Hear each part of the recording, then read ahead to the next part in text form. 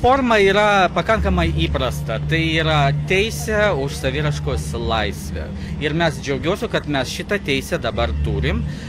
Reikia paminėti, kad šiandien diena prieš homofobiją ir transfobiją, jinai švenčiama visam pasaulyje, nes būtent gegužės 17 dieną Pasaulinė sveikatos organizacija išbraukė homoseksualumą iš ligų sąrašo.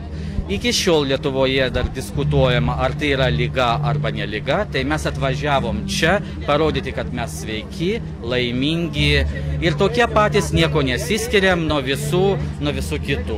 O šiaip, kodėl mes atvažiavom čia, aš manau, prieš rinkimus į prezidento vietą, aš manyčiau, kad mes atvažiavom parodyti, kad mūsų teisės taip pat turi būti gerbiamos. Ir jeigu mes kalbam diskusijose apie partnerystę, tai norėčiau pasisakyti kandidatams, reikia šiek tiek daugiau įsigilinti į būtinumą šitų teisių homoseksualiams, biseksualiams poroms.